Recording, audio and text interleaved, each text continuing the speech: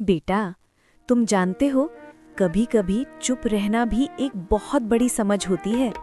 ये कहानी है एक ऐसे कछुए की जो दिल का बहुत अच्छा था, पर बोलता थोड़ा ज्यादा था।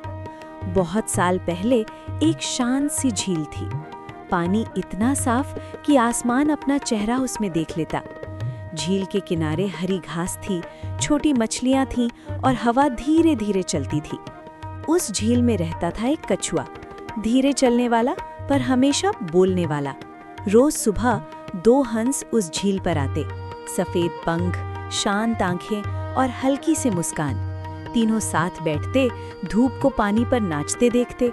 हंस ज्यादा नहीं बोलते थे, पर कछुआ बोलता रहता, अपनी बातें, अपनी सोच, अपनी कहानियां। हंस सुनते, कभी मुस्कुराते, कभी चुप रहते। कछुआ बुरा नहीं था, पर उसे लगता था कि अगर वो चुप रहा तो शायद उसकी बात खो जाएगी, इसलिए वो बोलता, थोड़ा ज्यादा। बोलते बोलते कभी रुकता नहीं। फिर एक दिन गर्मी बढ़ने लगी, धूप तेज हो गई और झील का पानी धीरे धीरे कम होने लगा। मछलियां गहराई में चली गईं। हंस ने आसपास देखा और धीरे से बोले, ये झील ज्यादा दिन नहीं टिक पाएगी।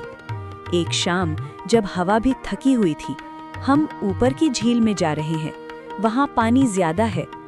कछुआ चुप हो गया। मैं? उसने धीरे से पूछा। हंस ने उसे देखा और कुछ देर सोचा। फिर हंस ने एक लकड़ी उठाई। हम तुम्हें साथ ले जा सकते हैं, पर एक शर्त है। कछुआ ध्यान से सुन रहा था।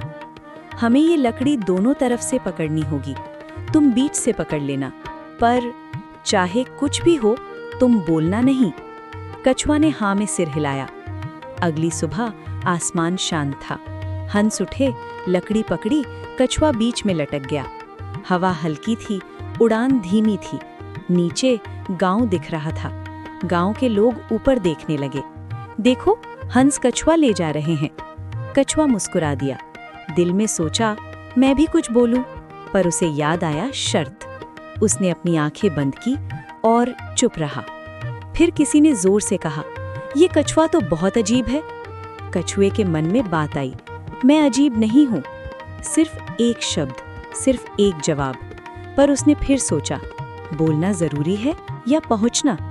उसने सांस ली और चुप रहा। थोड़ी देर बाद नई झील दिखने लगी। पानी चमक रहा था। हंस धीरे से नीचे आए, लकड़ी छोड़ी, कछुआ पानी में शांति से उतर गया। सब ठीक था। हंस बोले, देखा मित्र, चुप रहने से तुम सुरक्षित रहे। कछुआ कुछ कहना चाहता था, पर फिर मुस्कुरा दिया, इस बार बिना बोले। उस दिन के बाद कछुआ बदल गया।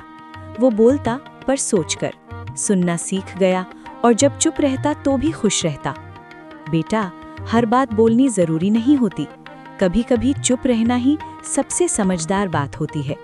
और इसलिए कछुआ पहले बोलता नहीं था, और जब भी हवा शांत होती, कछुआ पहले चुप रहता, फिर मुस्कुराता।